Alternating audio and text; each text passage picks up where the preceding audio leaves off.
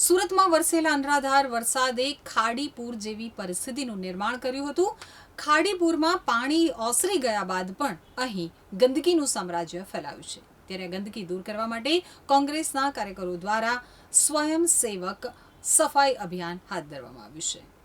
સુરત શહેર કોંગ્રેસ દ્વારા માન દરવાજા પાસે સફાઈ અભિયાન હાથ ધરાય તે પહેલા જ પોલીસે તમામ કાર્યકરોની અટકાયત કરી છે। ભારે વરસાદ બાદ સુરત શહેરમાં ખાડીપુર જેવી સ્થિતિ સર્જાઈ હતી તો ખાડી પાણી ઓસરી ગયા બાદ ઠેર ઠેર ગંદકીનું સામ્રાજ્ય ફેલાયું છે। ભારે વરસાદ બાદ સુરત શહેરમાં ખાડીપુર જેવી સ્થિતિ સર્જાઈ હતી।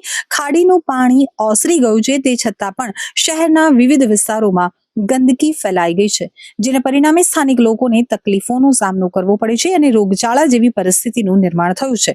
આ પરિસ્થિતિને ધ્યાનમાં લઈ અને સુરત કોંગ્રેસ, મહિલા કોંગ્રેસ અને યુવક કોંગ્રેસના કાર્યકરોએ માન દરવાજા વિસ્તારમાં સ્વયંસેવક સફાઈ અભિયાન શરૂ કર્યું હતું।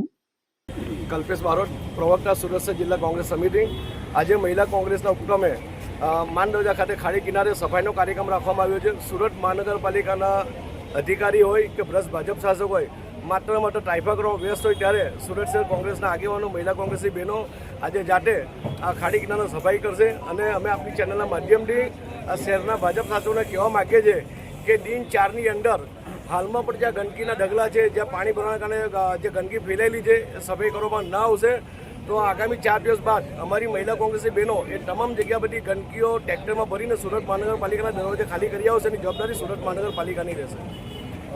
પ્રમુખ સર સુરત સૂર્યા કોંગ્રેસ આજ રોજ માન દરવાજા ખાતે ખ્વાજાનગર સોસાયટી છે, ખાડી કિનારાની વસ્તી અહીંયા ખાડી કિનારાનો એરિયા છે। અહીંયા સુરતના પહેલા જ વરસાદની અંદર ખાડીના પૂર સુરતમાં બહુ મોટી અસરગ્રસ્ત વાળો વિસ્તાર છે। જ્યારે 5 દિવસથી લોકોના ઘરમાં પાણી હતા એ ઉતર્યા બાદ આજે 5 દિવસથી કોઈ સફાઈ થઈ નથી।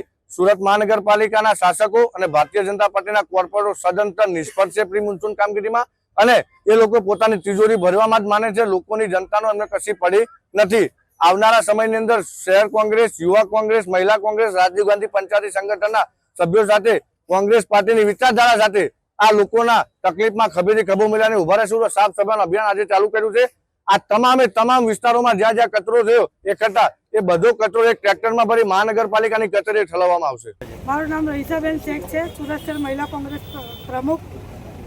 આ ખાજાનગર વિસ્તાર છે લિંબાયત ઝોનનું। અહીંયા અમે લોકો એ પ્રોગ્રામ રાખવામાં આવેલું છે કે જે 5 દિવસથી પાણી ભરાઈ ગયેલું હતું અત્યાર સુધી સુરત મહાનગરપાલિકા અથવા લિંબાયત ઝોનના ઝોનલ અધિકારીઓ કે જે પણ અધિકારીઓ હતા અત્યાર સુધી કંઈ સાફ સફાઈ કરવામાં આવી નથી અને લોકો ગંદકીમાં જીવવામાં બહુ જ મુશ્કેલ થઈ ગયેલું છે।